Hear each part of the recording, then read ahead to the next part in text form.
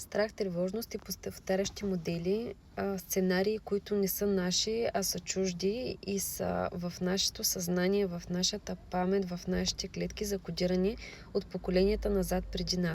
Това е темата на събитието, което ще имаме на живо тази събота на 18 с няколко дами и която ще отработваме с K-Power епигенетичните цикли, което е един много интересен метод, който ни помага да изведем чрез нашето тяло нещо, което е закодирано в нашите гени. Защото, вярвам, сте чували, че нашите емоции и реакции са понякога следствие на това, което е запечатано в нашата родова памет. И последните години толкова много се говори за рода назад, като нещо, което ни спира и ограничава, но нещо, от което можем да черпим и ресурс. В случая ние ще отработим страхове, тревожности и модели, които ни спират да осъществим нещо в живота си или да случим нещо в живота си, както е така популярно да се казва. Защото старите поколенията назад, преди нас, са тези, които са ни дали много, но тези, чието постъпки и чието спомени, травми ни спира до някаква степен в нашия живот, защото това се е закодирало в техните гени, когато се е случвало при тях. Това се закодира и в нашите гени, когато ние живеем. То е закодирано в нашите гени, когато ние живеем сега нашия живот.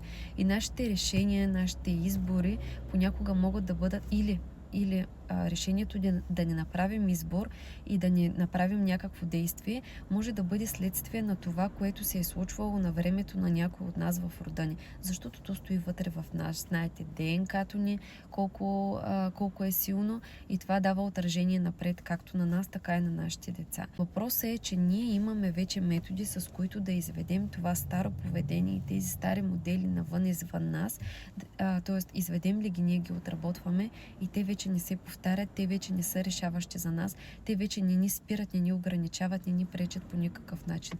Ние просто с благодарност се освобождаваме от тях чрез въпросния K-Power метод. Правя това видео за всички, които ми питаха, могат ли да се включат онлайн. Онлайн не може да се включите, защото ние ще работим в група, но можем да направим отделна среща, отделно събиране за тези от вас, които имат желание или да работим индивидуално. Защото минавайки през това, като личност, като човек, през този метод, осъзнах неговата сила и реших да го предлагам наред с другите неща, които работя, защото хората имат нужда да се освободят от неща, които не са техни. Буквално си представете да бъдете като една кола, на която и е трудно да върви, да се движи, не да върви, да се движи, защото върху нея има прекалено много товар, чужд товар. Това не са ваши неща, това не са ваши тежести.